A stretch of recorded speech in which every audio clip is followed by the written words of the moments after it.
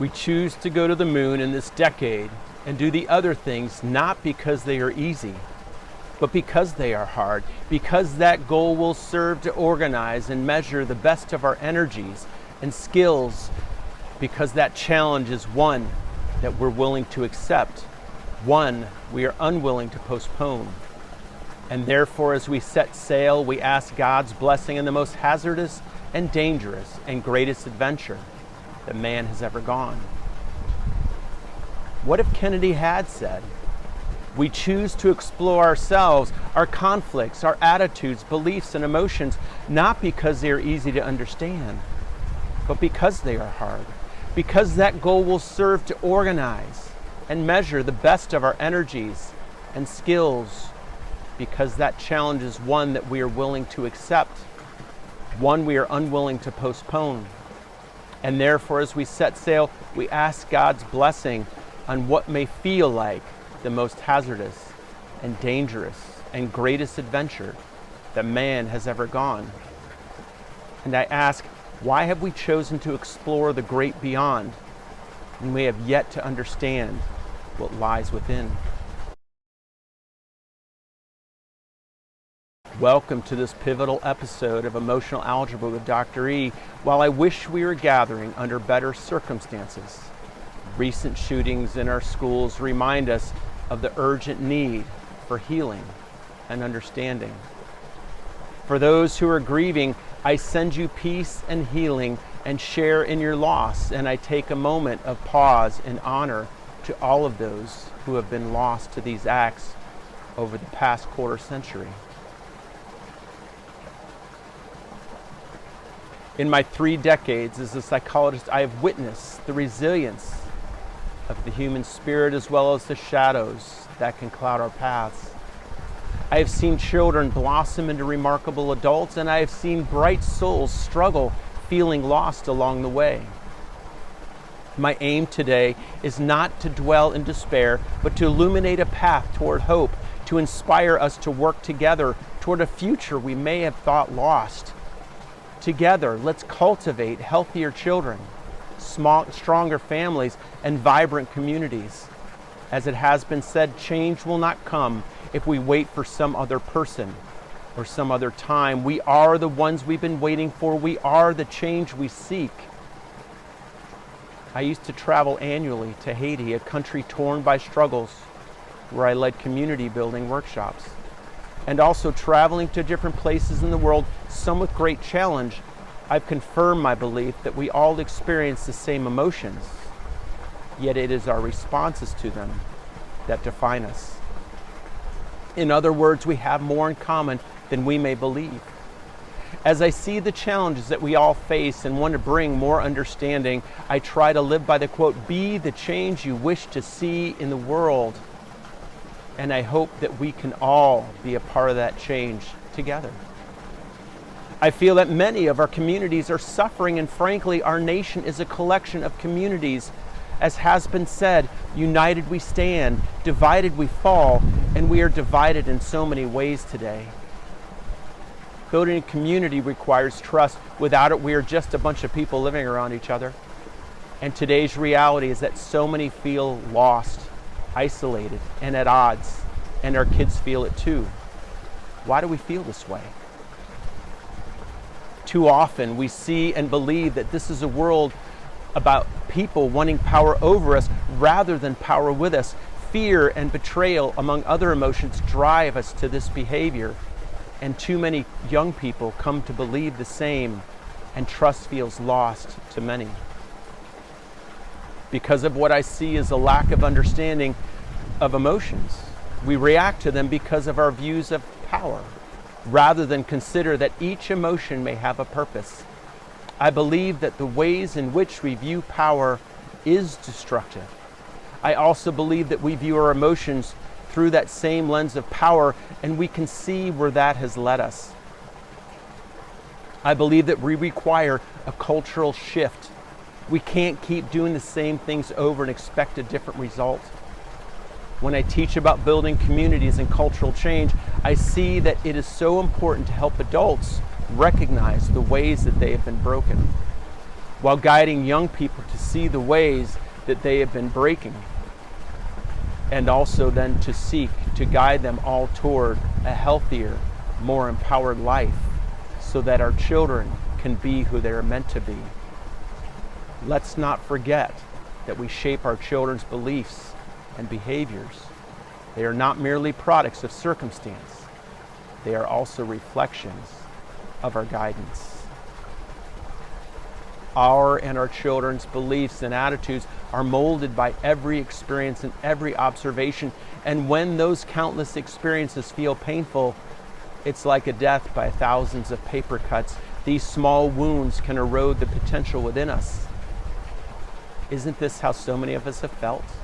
And when you hear the histories of so many of our children, especially those who have committed these unimaginable acts, it is likely precisely how they felt. And yet I have also witnessed the transformative power of self-empowerment through healing that came with a deep emotional understanding and acceptance of their purpose, as evidenced by the lives I've been able to touch in my work with individuals, in families, in my practice, in Haiti, and other opportunities. My hope is that you recognize today's discussion as a ray of light in what may feel so dark in our experiences and emotions of pain, hopelessness, confusion, and fear. I believe we are called to seek a deeper understanding, and often the darkness can show us the light if we're willing to look. I see confusion as a prompt for seeking more information, doubt inspiring questions, and fear warning us when we may need yet to protect ourselves. Yet if we let fear blind us, we often miss out on truth. And is fear the enemy? Absolutely not. It serves a valuable purpose to help us survive. It's how we see it and what we do with it that is critical. In contrast, the journey of love as a teacher is far more challenging and takes patience. Love requires trust, courage, and the willingness to confront uncomfortable truths. Each of us is deserving of love, and as we delve into our pains, we uncover the invaluable lessons that strengthen our confidence, insight, forgiveness, integrity, and authenticity. This aspect of the journey through love can seem challenging to continue as life evokes the emotions of fear and pain. As we look back over the past quarter century since Columbine, we may recognize how these events have molded us all. Through the events that have been happening in our schools, we're witnessing the consequences of misunderstood and horribly misused emotions. Bullying in many forms continues to prosper, and the patterns are multi-generational within our culture and our families. It's only often seen to go too far when those who are bullied take matters into their own hands, misusing rage, hatred, and vengeance to justify taking the power of everyone, not just those who bullied them, and too often, the innocent. And this never had to happen. Then people seek the label to explain it away. Too often we label people in situations not out of understanding, but out of fear, ignorance, and convenience. We put people into boxes: good, bad, right, wrong, strong, weak, those we wish to embrace and support, and those we wish to discard and punish.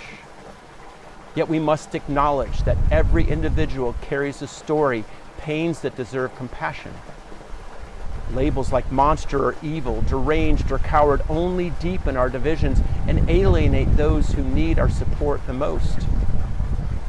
For many observers who also fear judgment and rejection, these labels drive their emotions, thoughts, and budding beliefs that need to be safely sheared into deeper and darker places, where they often grow without guidance and contribute to the actions we wish to and could have prevented. How many more labels will we put on those in pain before we understand the futility? Labeling only perpetuates misunderstanding, and it increases the divide between us and them. A wise saying reminds us, a house divided against itself cannot stand, and I say an individual divided within themselves can never find true healing. Let us work to be examples to our children, choosing understanding over judgment, courage over complacency, responsibility over blame. We are a part of a nation and world brimming with potential for change. Yes, confronting uncomfortable truths can feel overwhelming, while it is essential. Remember, success is not final, failure is not fatal. It is the courage to continue that counts. I have said a lot in this opening, and my intention is not to blame or shame anyone, while I know it will evoke emotion, and that's okay. It's necessary. I am merely speaking as an observer, not just of the world around me, but as an observer of myself. I truly wish to challenge us all to grow, to embrace every emotion as a teacher, and to see the world we live in as our classroom for the School of Emotion. It's time to explore and seek a better understanding for why conflicts exist and why our children struggle in a world filled with division. I understand that some may see these perspectives as idealistic, and seeing myself as somewhat a realist with idealistic aspirations, I don't believe that human nature is helplessly prone to actions of violence. These are actions of the product of misused and misunderstood emotions, driven by many factors. I choose to see that with diligence toward gaining a deeper understanding, we can challenge ourselves to reach beyond the millennia of socialization, to find our truths and change our behaviors. When will we choose the often more difficult path of change? When will we encourage our children to believe and trust in a better world, one that values unity over division? Keep in mind that each individual who has committed acts of violence was once a child with hopes and dreams, and we must ask ourselves how we can prevent this cycle from continuing. Thank you for being a part of this conversation. Let's continue to explore how we can forge a path toward healing and understanding. Welcome to this special episode of Emotional Algebra with Dr. E. I'm Andrew Tavani, your co-host. Dr. E, that was a very moving introduction you just gave there, and I know it was emotional for you and tough. So it was hard for you to get through, but that's going to probably be this entire episode. It's not a light issue by any stretch. One thing off the bat, just to note, is that you seem to be in a different setting than you've been in for our other episodes, at which point there's many of now. So, right. You want to just explain why you are where you are? Well, this is my daughter's schoolroom, and I wanted to bring attention to this as to her educational experience when she was going through middle school and a private middle school. She had experienced some pretty tough bullying, both online and in the school. Was physically attacked in one situation, and we felt the school wasn't doing enough and didn't do enough to support her. She experienced a lot of anxiety, went through a time of feeling very depressed. And we felt we really needed to remove her from that setting. We encouraged her to go. We helped her to face those situations. We went to the administration. We did all the things that I guide other parents to do. And I wanted my daughter to be able to grow through it. And there came a point where we as parents had to realize that this was not in her best interest to stay in this environment. And as a result, we put her in an online hybrid where she did well. She made friends there, and now she is actually off starting college and successfully finished with a great grade point averaged, and worked hard at her projects in school to complete. So we feel very proud of her. And I have to say, I feel more proud of her for her growth through that very painful experience. And as many parents know, seeing your child go through a situation like that feels very painful. And seeing her come through it on the other end, finding herself again and finding her confidence. And I teach people life happens for us, not to us. And she is truly evidence of that and what she did with that experience, and hope that she continues to spread her light as she continues her journey in college and beyond. Yes, so it's very good to see that there was a positive outcome in this case for your daughter, and clearly you and your wife took some action to do that, and many do turn out positive. Obviously, we're here today to talk about some occasions on which they turn out in a negative way, and with tragic implications as well. So why don't we get started there? I know, Dr. E, you've had a tremendous career. You've been studying school shootings for decades. I mean, going back almost 30 years, including some of the worst shootings like Sandy Hook. We've been talking about in previous episodes of this podcast about the emotional algebra, which is the known and unknown variables in all of our daily interactions. And some of those can range from the mundane to the very extreme, like school shootings, like we're talking about today. So my question to you to get started here really is, what is the emotional algebra that goes into a school shooting? I think what we really want to look at is, and as I talked about, is that we have to look at the individual, and we have to look at the family, and we have to look at society. Like I said, often we want to focus on these individuals. We want to focus on the families. And in those variables, we have a child's temperament. We have their attachment and their connections to people in their family that start around birth. We have the family dynamics. We have the emotions and how the family views those emotions. And in that, it's for that, in the context of the release of our episodes, we've already filmed a number of them. This we jumped in front, obviously, because of the gravity of the situation. And this is really why I created the podcast, was to help to bring sanity to what seems so insane. And in that, in looking at often not just the way that an individual looks at emotions, but the ways that we all look at emotion in what I call our hierarchical cultures, is we identify ourselves, our level, the ways we look at power as looking good or bad, right or wrong, strong or weak, and to be winners or losers. And many times emotions are seen as bad or wrong or weak. The emotions that we really want to consider that are protective, that are seen as strong, our protective emotions are anger, rage, arrogance, flippancy, defiance, sarcasm, and hatred. Those are what I call the 7 primary protective emotions. Look at the actions that we see in bullying, and look at the actions that we see in what we see in these individuals who commit these acts in the school shootings. By the time they get to those acts, they're exhibiting rage and hatred. Those are the outcomes of the equation of the emotional algebra. That's what we want to change. The variables that go in there are the ways we look at shame, inadequacy, humiliation, embarrassment, betrayal, mistrust, helpless, hopeless, fear, terror, panic, blame.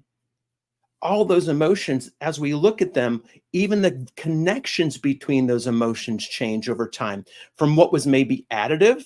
So in other words, fear plus failure plus shame plus guilt, to as we get older, they become fear times failure times shame, or fear and failure and shame to the second or third power. The idea I want to convey in that is the relationship between our emotions and what we set up, and the relationship we have between our family variables, our societal variables, our school variables. How are we supported in that? What are the mitigating variables that help to balance those things out? That's the emotional algebra to look at. And that's why it seems so overwhelming to so many people, because people often don't look at things that way. They look at the outcome, they want it to be simple, they don't want it to be hard, and they dismiss it through the label of evil or deranged or psycho or coward. And that, to me, does an incredible disservice, because then we're just able to look at it that way and move on. We are all responsible for the emotional algebra of us all. So you're saying to really take a deeper look at what are some of the emotions driving and leading up to these horrific events. Dr. E, as we've talked about, you've been studying this for a long time. You've had a long career, more than 3 decades as a psychologist. Many people have theories about why something like a school shooting happens. Tell people what differentiates your theories and your analysis from others, and why should they listen to you? Well, and I preface this, with, I have done, unfortunately, a lot of news commentary on these tragic events, and because the way that the CNNs and the ABCs and those networks saw the way I was able to analyze these situations. Sandy Hook was one of the toughest experiences in my career, and seeing those anchors just break down, going to commercial and almost being a source of support to them was difficult. But it really comes down to the ways we look at power in this series.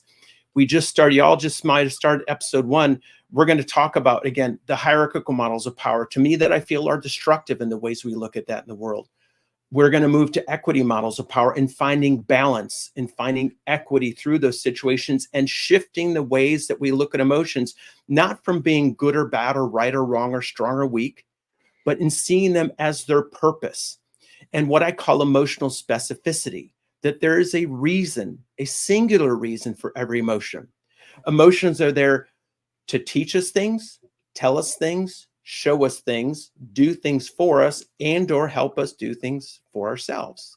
So what we want to do is to really realize that if we look deeper and we start to break down the complex into the simple, it all makes sense. A lot of people say these situations just don't make sense. They aren't logical. And I say they are, because when we can look at the logic of each emotion, and we can look at the logic of the integration and the relationship between emotions. For example, I call guilt and shame the brothers, because guilt lets us know when you've done something to somebody else we need to fix. Shame lets us know when you've done something to ourselves we need to fix. I often feel like, though we use, in a hierarchical culture, we use guilt and shame as a weapon of control from those outside of us who want control of the people that they're facing. I call helplessness and hopelessness the cousins, because helplessness is fear based. And the longer we feel helpless, the more likely we are to feel hopeless. Hopelessness is pain based. So, in that, when we start to see the singular purpose of each emotion, we understand how our experiences affect those things, then it really becomes more simple to understand what seems so complex and so elusive. So you're mentioning a lot of emotions there that I think people at least have some cursory understanding of. Right. You've mentioned Sandy Hook shooting, which is now 12 years ago. And you mentioned Columbine, which it's hard to believe that it's been 25 years. For some viewers of this, they may remember that when it happened. And that was sort of one of the really shocking ones. Not that they're not all shocking, but at the time, these were far less common when that happened. However, that has given your line of work, people in your line of work, a lot of time to do some research on this. So, what do we know about the types of people that commit school shootings? Any commonalities they may have or may not have? Well, I think what we want to look at is some of those factors, common characteristics of individuals who commit school shootings. Now, what I want to talk about here is, if we're going to talk about the characteristics of individuals, and we're going to talk about societal factors that drive some of these behaviors here. So those factors that we want to look at are psychological traits. So the mental health issues are, as you can imagine, highly common. A lot of these kids have experienced issues with anxiety, as I talked about with my daughter, depression, developing personality disorders and personality characteristics. Now, for viewers and listeners,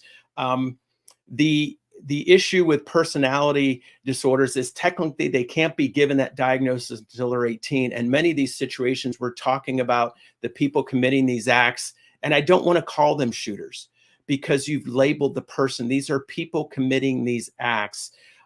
They are often developing personality disorders like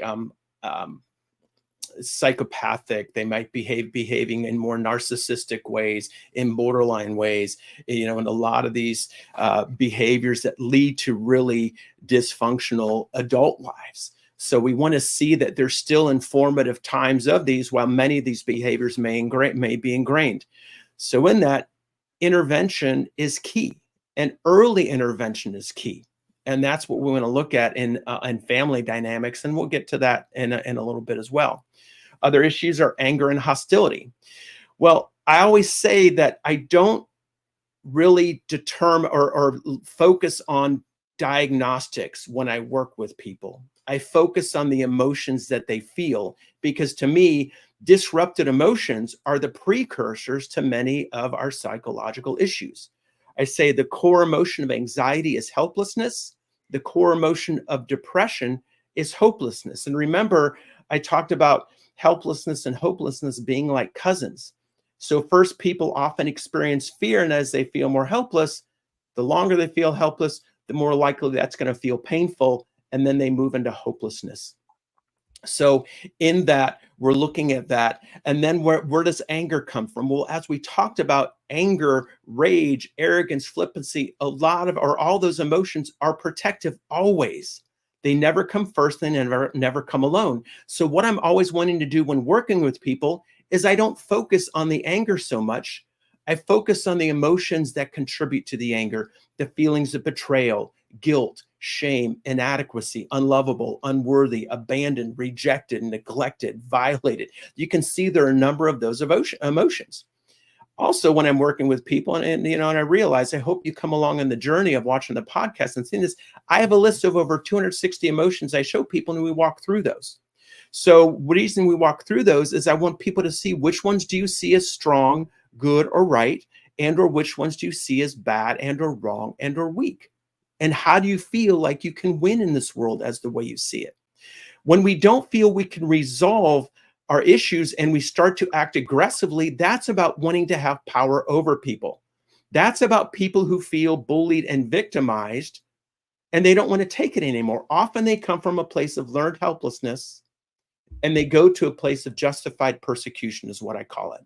And again, we'll get into that in the later episodes. So just to introduce that concept. And they hold in resentments, often out of fear or out of wanting to be good and behave, until being good doesn't work anymore. And then the hostility and the rage comes up, because rage protects us when we feel threatened and our integrity feels, or we feel in fear of our life and or our integrity feels threatened. So often these kids and these young adults who are acting out are saying, hey, this isn't working for me. I'm not going to take it anymore. So I'm going to give out what's been given to me. And it gets to the point to where rage isn't looking to negotiate. Rage is there to help us to survive. And that's why I want people to understand these patterns. I often say that people aren't evil. Evil is the seed that we choose to plant within ourselves, because anger, rage, and hatred, those emotions that are there aren't there. We don't feel they're enough to protect us. So we feel like if we exact these actions that we call evil and use an emotion like vengeance to back that up, then we can destroy our opposition. And even in the process, many end up destroying themselves as the ultimate act of not having to face consequences. So then we also have in here disruptions in attachment. So many kids, not just kids who commit these acts, but kids in our culture, I see as having disruptions in attachment, whether it's because they have two working parents, or whether it's because, to me, in ways, they've been raised by an iPad or by a video game or by sitting in front of the media, and they haven't had a lot of meaningful interactions. They haven't been held enough, hugged enough, kissed enough, told how that they're valuable and worthy and they're loved. All these things are important to kids, and a regular diet of them is important to all of this. In many ways, our kids are starving. They're starving for love, for affection, for meaningful interaction, for play, for engagement, and they're not getting it. And this leads to attachment. And if we see all these different stories throughout time, we find a lot of kids who grew up with a lot of difficulties in their families. And those families are critical. And then how did the community support them? And that's why I'm talking about building stronger communities. We can solve this problem together. I firmly believe that. And it's important for parents and other family members to see that we can't do this alone. We need help and support. And if people reach out to you, please take it seriously. And if you don't know how to help, then ask for help and seek help. The next piece, behavioral patterns. Violent fantasies, sometimes exhibited through art, writing, or viewing what they view on TV, media. These are signs, and it doesn't, I think the thing that people often say is, well, we should just put those people in the hospital. We don't live in a world where we lock people up for having thoughts and feelings that are a bit destructive and disruptive. Those are the things that we want to help them to see inside of themselves and why they're there, to understand, again, their emotional algebra that led to those drawings, that led to that writing, and that contributes to why they're watching what they're watching. Previous threats or violence. Obviously, we see patterns with kids, obviously, with many of these individuals. And you can see I'm not talking about these current experiences because I don't want to focus just on these last two experiences. We're talking about trends developing over the last quarter of a century that I want us all to wake up to. So these violent trends, they may escalate. I think the idea is that if I show anger, I feel good. I feel better for a minute, for a bit, for a day. That's the catharsis effect, we call that. Catharsis, often what they thought it led to a release of these emotions, it often in the long run, they saw that it encouraged more expression of those emotions because it's like, oh, this is how I cope with this. I act out. Then I feel that release. No, we want to work on different ways of understanding why people get to that point of acting out and help it feel okay to express those reasons and issues behind it. And finally, substance abuse. So many of these kids and young adults have gotten involved in substance abuse, which, as we know, substance abuse can lead to disinhibition and can lead to, again, altering perceptions of reality. It can feed more paranoid belief systems and delusions or persecutory issues, all these issues that we see that contribute to other diagnostic issues are often can be exacerbated through substance abuse and their use of those those methods that often they started to escape their pain. And then they continue to use to deal with what they have no idea and no clue how to deal with. Dr. E, if I can jump in real quick with a question. Uh, I'm looking at some of these things, and things like drug and alcohol usage may be an obvious sign that something's going wrong. But I'm wondering about some of the other things, like violent fantasies that come out in art, writing, things that kids create. How are parents supposed to sort of recognize the line between just creativity and something more? I mean, I've read, I'm sure you and I both have read many stories. What comes to mind for me is Edgar Allan Poe. If you read those stories, they sound like they were written by somebody who had some serious issues, but he's considered one of the greatest American writers, Right. When I think, again, it's how sometimes the drawing and the writing is a channel. Sometimes it is a warning. If we let things grow inside, and we like I said earlier in my talk, I said if we discourage people or don't create the environment where these kids can begin to talk about what they're feeling and or say, hey, look what I drew. The things that we see happening now is often when kids are drawing or writing these things in school, they immediately go to the principal and then the parents are contacted. And I think that's a great policy because the parents should be involved. And I also feel that having them talk to a therapist and or a professional, not just brushing it under the wall or under the rug or dismissing it. I think it's always important and really critical to have an expert, a professional look at those drawings, to look at those issues to see, is there a concern? And also then to open up that dialogue. Often parents need to be taught how to talk to their kids because where did they learn how to talk to their kids? Well, often from their parents. And if they didn't have a family that communicated very well, and frankly, they didn't grow up in this generation, they grew up in their generation. And often those things weren't an issue. And also mental health issues just weren't discussed too many times. Now it's an important discussion. It's a critical discussion. And it's really important to make sure our kids see that we as parents are comfortable talking about those things. And if they draw those things, the reaction that you have is going to be critical to their response. If you overreact and accuse them or blame them or say, I can't believe that you did this, guess what your child's going to internalize? Guilt, shame, humiliation, embarrassment. Those feelings result in a loss of power. They're going to think, well, if I want to be seen as the good kid or strong or right, I'm not going to want to show those things. So I'll just keep it inside and I won't talk about those things. So you as parents, you as faculty and instructors, the way you respond to those situations, even as a daycare provider, because some of these drawings happen at an early age, or as somebody who babysits the kids and you're playing together and you see these things. These are all critical things to see how you respond and keeping calm and asking questions that are, gee, where did that come from? That's a really interesting drawing you have there, or that writing, that's really creative. Where did that idea come from? And then you start to get a little deeper. And when you ask in that way and you don't assume and or accuse, it's going to open more doors rather than close them. So a non-threatening approach to sort of exploring some of these creative ventures that a child may do is the way to go there. Interesting. Absolutely.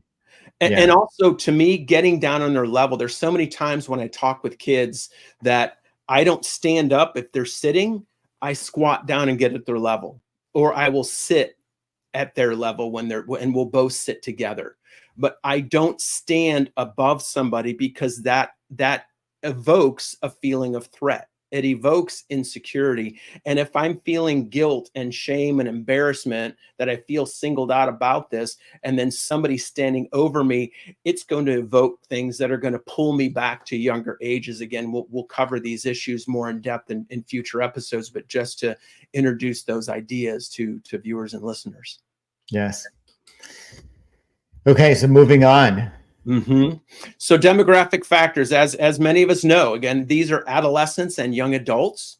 Many of them are male. It's not only males, but the more unfortunately, the ones that have had more casualties have really been males.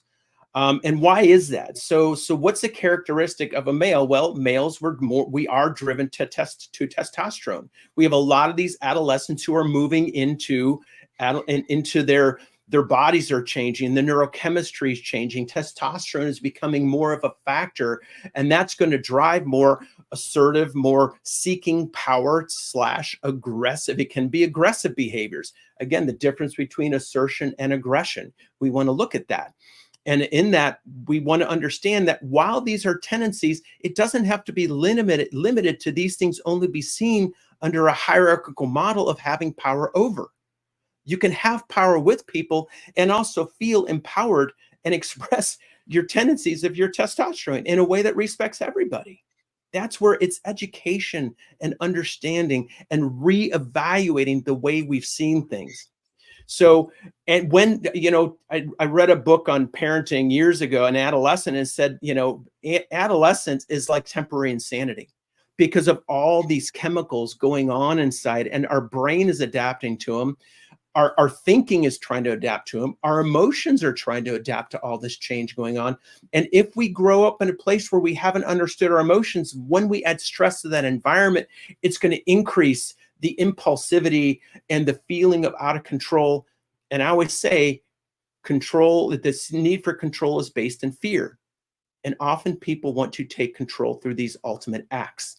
And that's what we have to look at. And again, like I said, why they're male to me goes back to socialization of wanting to look strong, the testosterone, the factors of moving through puberty, and then just looking at all these other factors of bullying and how it affects their emotional algebra. The socioeconomic status, as we look back to Columbine, that was not those were not economically disadvantaged kids at all. That was a whole other issue. And in times, there are times that no, these kids aren't socioeconomically disadvantaged. In more cases than not, the research identifies that yes, they tend to be often to middle, lower, or lower socioeconomic background, and then we have to look at the consequences of that. Family background, as you can imagine, a lot of those situations have been of divorce, neglect, and or abuse. So in that, we want to look at people who have all of those situations. They're going to be at higher risk. That's why we want to look at these risk factors not as predictive of if they are going to do this, and therefore want to put them in the box, but that they could lead to this. And therefore, we want to use early interventions or moderating factors that can help these kids and not have it look like there's something wrong with them. It's that we're supporting them on the journey. We're helping them because we're in this together. I don't believe right now we live in a country where we feel like we're in this together. And that's why I mentioned we're too isolated, and our concepts of community have, to me, in many ways, not all, but in many ways, have disintegrated. So we want to work on rebuilding community, rebuilding trust, rebuilding the ways that we look at ourselves, each other, and our emotions. And even then, what do we affect down the line? Hopefully we lead to a decrease in divorce. We down the line lead to a decrease in neglect and or abuse, because we know what it's like to feel connected. We know what it's like to feel loved. We know what it's like to build healthy attachments. And those factors are critical, because if you look at attachment disorders and do the research on that, you'll see a lot of these actions you see in kids with attachment disorders. And that's why in the parenting book I wrote years ago, I talked about what was called a rainbow of attachment and how we develop healthier attachments with our kids. So this is the long game. This is day one. Consider this day one of change. And I hope you'll join us on that journey. Parental influence. As you can imagine, when there's divorce, the parents are influencing that child's behaviors, attitudes towards the world. When there's neglect, it's usually from a parent. When there's abuse, it's usually because of parents who have their issues. So often then parents who are abusive have exhibited similar behaviors. So kids learn, oh, how do I get power? By having power over. How do I get power over? By causing people pain. How can I have the ultimate power? By taking someone's life. And then beyond that, they might not exhibit the same behaviors, but the parents might not know how to support that child and get them the help they need. We have to put aside our ideas that if our parents need help, that we are failures as parents. We are not failures as parents. As I indicated, I went to the school, we talked to them, I met with the director and my daughter together, because I wanted her to see that I was with her and advocating with her. My wife was involved with those discussions. We did all those things to support her and got her therapy and changed schools, because we recognized that we needed to support her guidance. We are the most important influences in her life, and we took that seriously, and we still do. We still do very much. So it sounds to me like you're saying you shouldn't have any sort of ego about being a parent and needing to ask for help. You should be proactive about it. And that actually is good parenting, right? It is. And, as a parent, check your ego at the birth, Mm-hmm. So it's time to say, okay, I am the teacher. And more importantly, I am the student. And it's important for me as a parent to be a student of my own issues, my own self, to be a student of the world, and to be a student to see that maybe my child is my greatest teacher. And that is truly equity. And that's what I want to guide us all towards, is equity.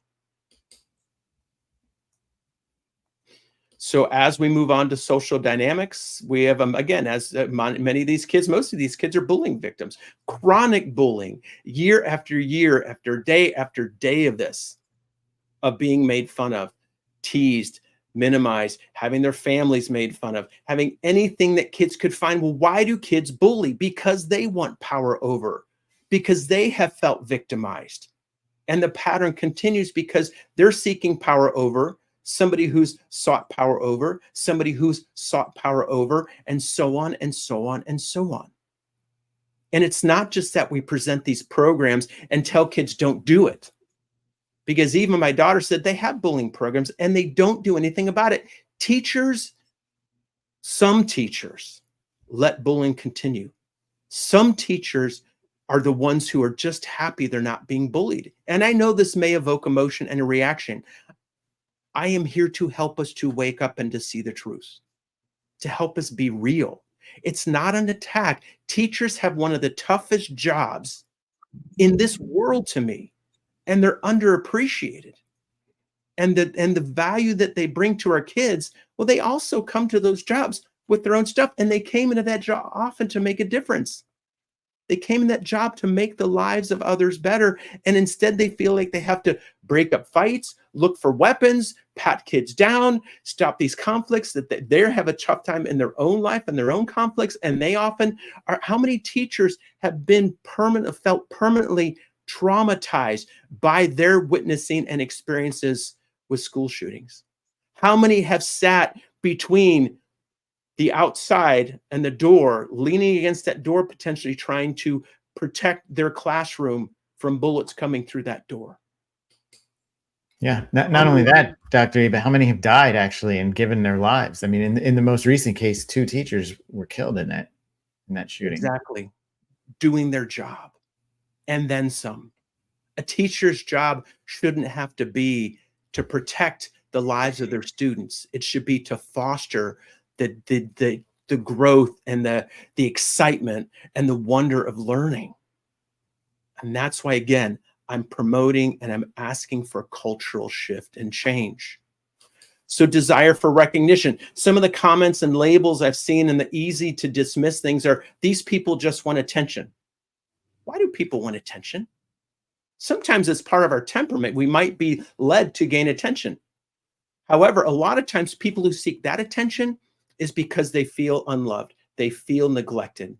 They see the world around. They see the famous people. They see the movie stars who have engaged in these acts and they fantasize. They see all these things that are glorified. And, when I used to work on the news, I would tell the producers, do not put the person's name in the news. Do not use their family name. Don't do that. A, to protect the individuals, and B, to not let people who might want to copycat do that. When I was called in to do the Colorado theater shooting and I heard how it happened, I talked off the air. I said, is this what they did? And is this what they did? And they said, yeah. I said, it's a copycat. I knew that just from hearing the description, because the way that happened in that Batman movie, here's a person who had mental health issues, who acted out those mental health issues through believing he was this character and doing that in real life because, again, of his own issues, his own sense of power, his desire to be seen as powerful and want this attention. So we have to change not just what's happening in our families, not just what's happening in our society, but also to the media. I'm saying change what you're doing.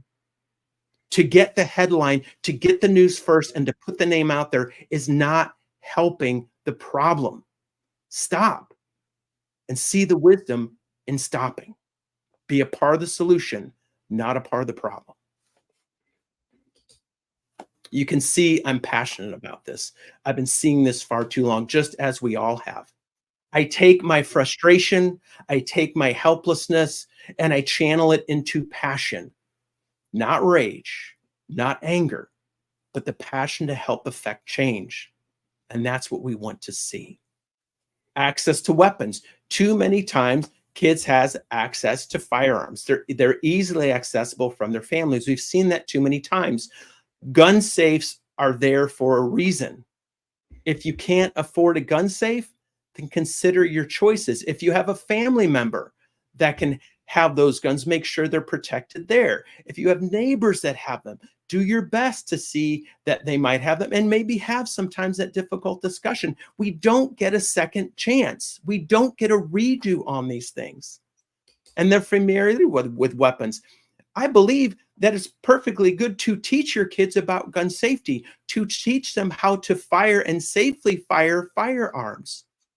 And the other side of that is sometimes kids who are too comfortable with guns and don't have those boundaries. It's really important to understand that training a kid how to use a gun might be something you look at the individual temperament and behaviors and history of your child to say, what is the appropriate age that maybe my child is mature enough to handle a gun properly and to respect and understand its use and to not play with it or point at anybody or want to show it to their friends or want to take it to school. And those are the things we have to look at. Is not everybody's appropriate. So as a parent, again, it is incumbent upon you to ensure the safety of your kids and the safety of your kids' friends and the community around them. So make sure that what you're exposing your kids to and what you're exposing your neighbors to through what your kids have access to is safe and healthy and appropriate.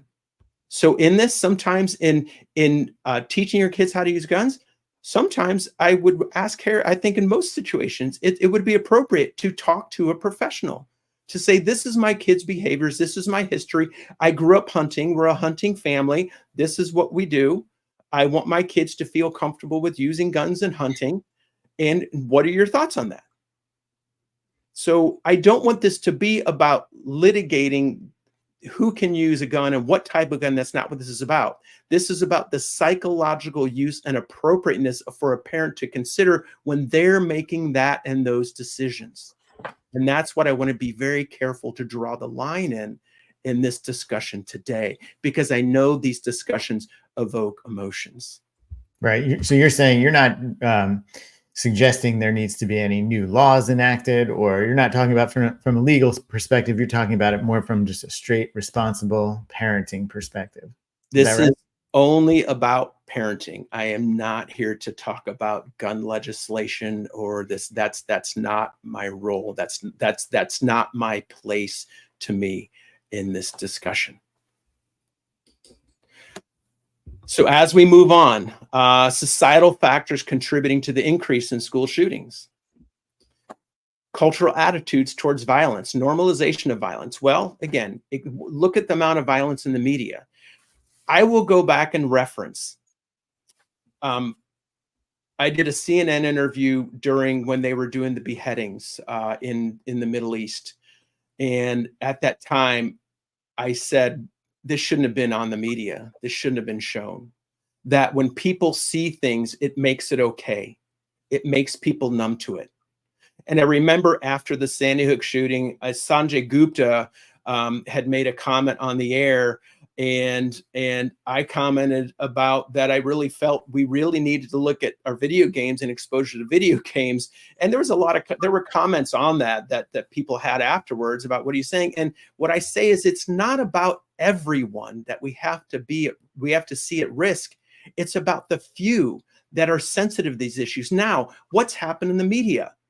In Avengers Endgame, what did they do to Thanos? In a lot of these other movies, what do they show? I think it happened in, Kill Bill, maybe? I mean, but we've seen more and more of these beheading issues happening in movies. It's becoming part of our vernacular. And that's what we have to be careful of. So much gun violence we see in so many movies. Now, am I saying not have movies like that? No. But am I saying that we want to be aware of the influence and how it might numb us out and how it contributes to the culture at large? Yes, we want to be smart about it, intelligent about it. So even as movie makers, we don't need to show all this. We don't need to show all the gore. What we're all looking for is, I think in that capitalistic society, is how can I make another buck? Oh, well, I'll show more blood. I'll show more gore. I'll show this stuff splattering. It doesn't have to happen that way. When they made movies in the 50s and 60s and the Alfred Hitchcock movies, and they had suspense and things like that, look at how they handled, like in Psycho, in the shower scene. You don't have to go to the extent that you're going to, because we're feeding the problem. The glorification of perpetrators, as I talked about with media coverage and sensationalizing shooters, those are cultural factors and social factors we want to look at. Yeah. Don't you think, though, that if Hitchcock were born in a different generation of movie making, he might have gone a little bit more down the road of special effects that were a little bit more gory or something. I feel like someone like Hitchcock is just, he's a director of his time period, you know, and You're same could You're be said for someone. absolutely right. I'm sorry. You're absolutely right. And what we're talking about is then that societal factor shaped the way that he would have expressed his art. That's exactly it. Is can we roll things back? Because what we have to look about is, you know, I in my first writing, my first draft of what I'd read earlier, I had a part of us seeing movies. And when we see movies, we go for the emotional journey. And often movies evoke extreme emotions, fear, terror, rage, hatred, sadness, pain. We go on that emotional journey, and then we look for that unfolding, that happy ending, and we can go home and we have it finished.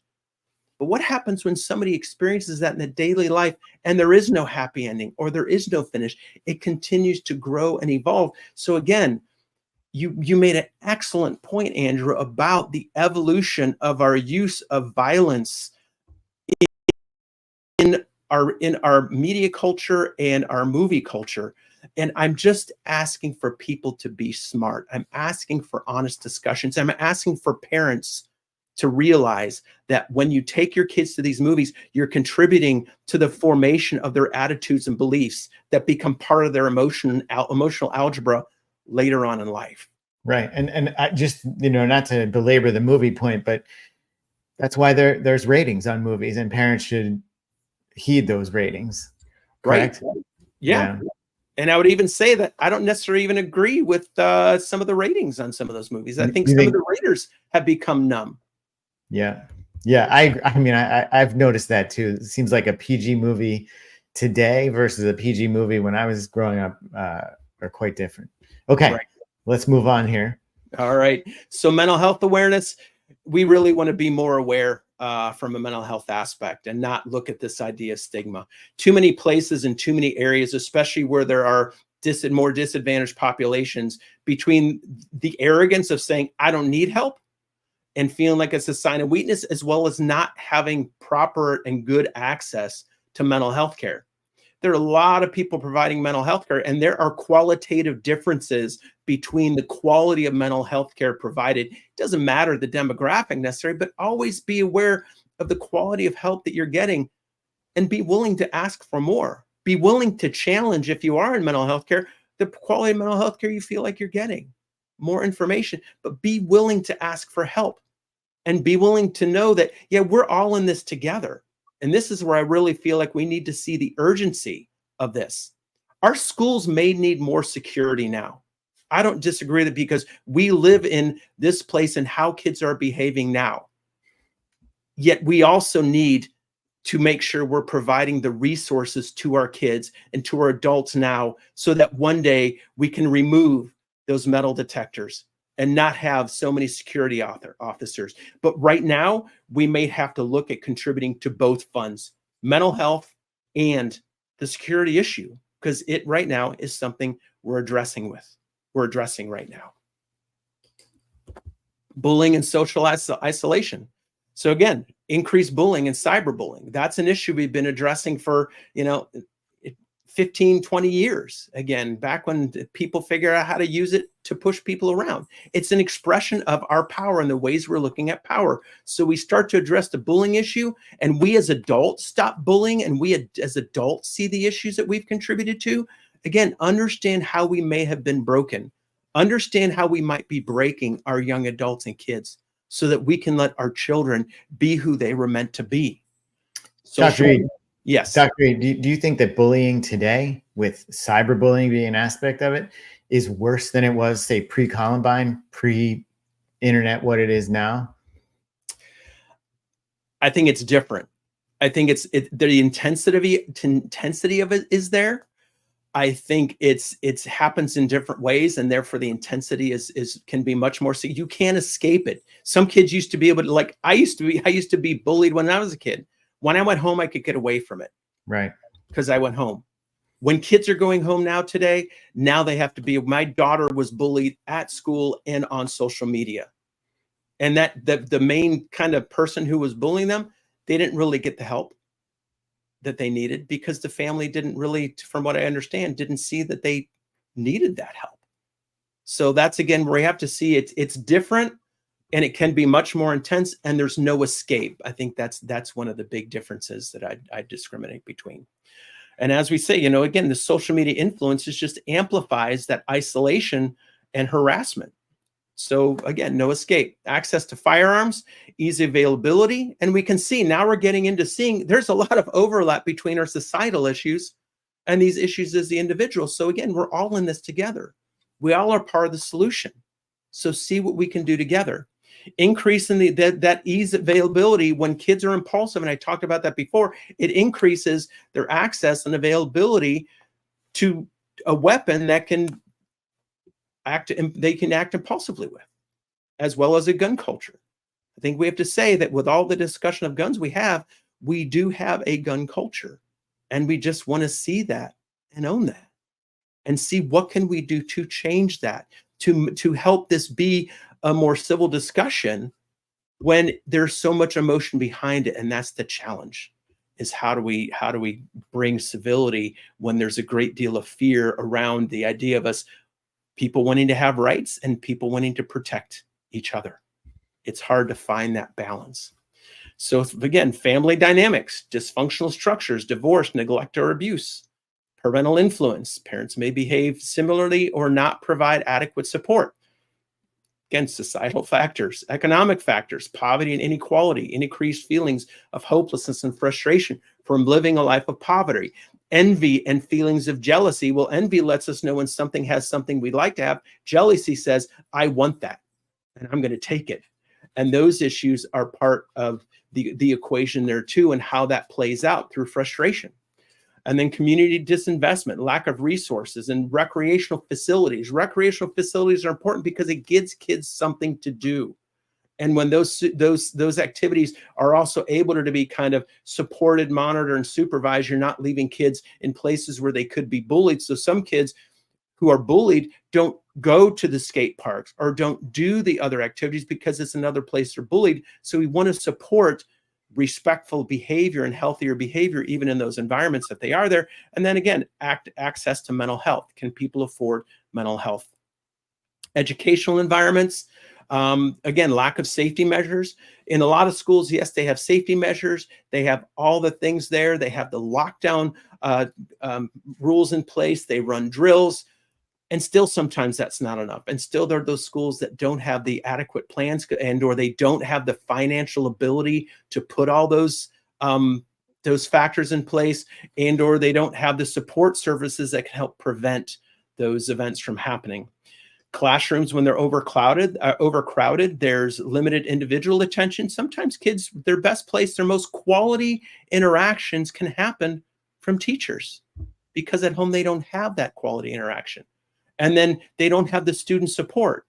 So teachers, student support, counselors, principals, vice principals, you want to look at not blaming the kids as being the problem. They're not the problem. They're a symptom of often a larger problem. And yes, sometimes parents don't want to address the problems. But if you turn against a student, you're one more person turning against them. And I know there are kids who behave in very difficult manners. And I feel for the jobs that you all have. And everybody deserves love, even the challenging ones. And I get back to attachment issues. And these are the attachment are added. They have the stars because I added them, because I see this epidemic of attachment problems that I see throughout our culture. And I think it's so important to address those issues, not just gloss over them, because I just see it as kind of part of this pandemic that we're seeing these days.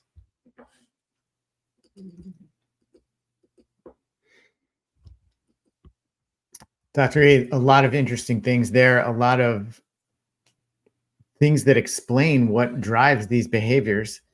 I think too, though, no two cases are precisely alike. And as you're pointing out, it's almost a perfect storm of all these things. If you can address even a few of these, at some point you can probably prevent a tragedy from occurring.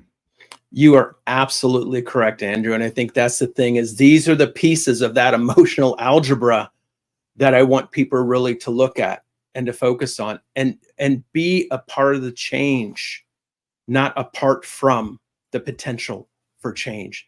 And that's really what I want people to see through this, is to hopefully help them to just wake up a little more for all of us and not get caught in their hatred. The purpose of hatred is it pushes away from things that we feel like have caused us pain, are causing us pain, and or could cause us pain.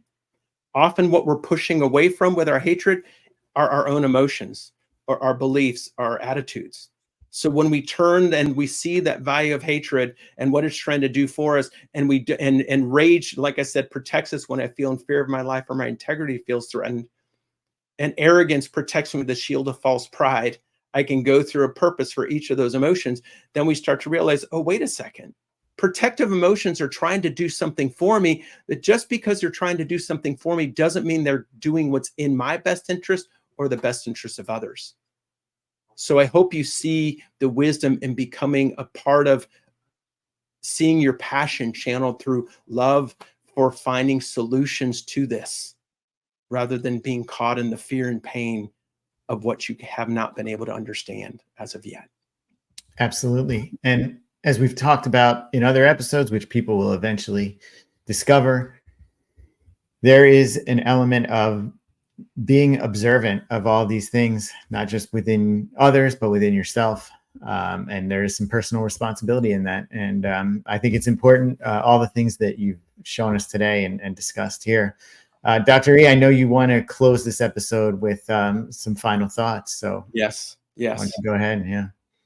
So as we come to a close today, I hope you can see that together we have the incredible ability to spark personal transformation, to uplift our families, and to ignite change within our communities. We have choices to surrender to the learned helplessness and give up the idea that things can change, or to awaken to our boundless human potential. Let us view our struggles not as barriers, but as opportunities to grow and to understand our fear and pain, and to foster a sense of unity that strengthens the very fabric of our communities. Consider the Zen koan I often share, make medicine from suffering. This profound teaching invites us to recognize that life is a healing journey, urging us to embrace the opportunities hidden with our experiences.